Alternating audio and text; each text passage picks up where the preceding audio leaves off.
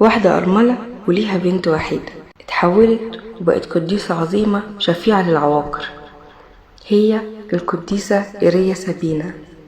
تعالوا نعرف قصتها سوا. اتولدت القديسة الشهيدة إيريا سابينا في مدينة روما، وكانت من أسرة كبيرة ونبيلة، وبتحتل مراكز مرموقة جدا في الإمبراطورية الرومانية، وكانت زوجة وأم لبنت واحدة، وأمنت بالسيد المسيح على إيد خادمتها سيرابية اللي كانت من سوريا.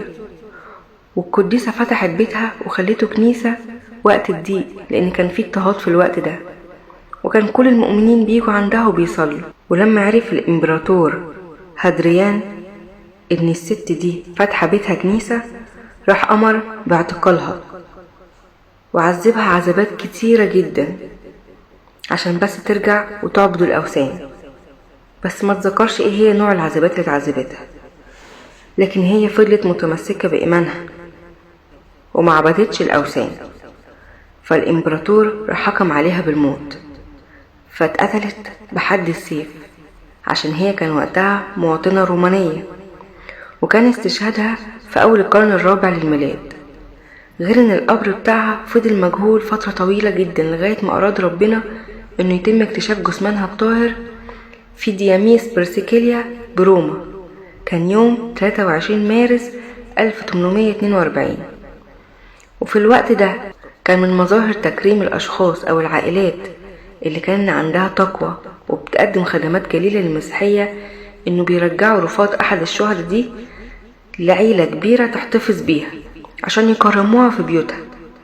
عشان كده نزل البابا إغريغوريوس السادس عشر، راح للكاردينال ماريو ماتي وتعهدوا برفات القديسة لأسرة قنصل في إيطاليا بالأسكندرية في الوقت ده، وبالتحديد لزوجة القنصل السيدة أنتونيتا روزيتي، وادولها جسد الشهيدة سابينا، فراحت جت بيه على مصر. وبعدين وحطت جسد القديسة في كنيسة سانت كاترين سنة 1847. اتحط الجسد الطاهر داخل تابوت زجاجي ومعاه قارورة فيها شوية من دم الشهيدة، ولوحة من الحجر كتب عليها باللاتينية واللي ترجمته من أوروليوس سكاندوس الزوج ومن أوريليا رومانا الابنة إلى السيدة الشريفة إيريا سابينا. القارورة واللوحة لقوها جنب الجسد جوه القبر.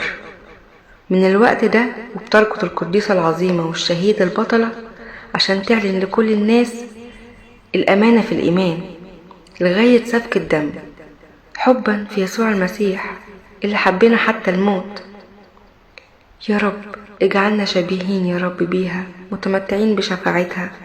وكمان عرفنا إنها شفيعة للعواقر وعملت معجزات كتيرة جدا. ودلوقتي موجود الجسد بتاعها في كنيسة سانت كاترين باسكندرية في شارع المنشية. لو أول مرة تعرف سيرة القديسة سابينا، اعمل شير لأصحابك عشان يعرفوها وياخدوا بركتها هما كمان، وتابع صفحتي.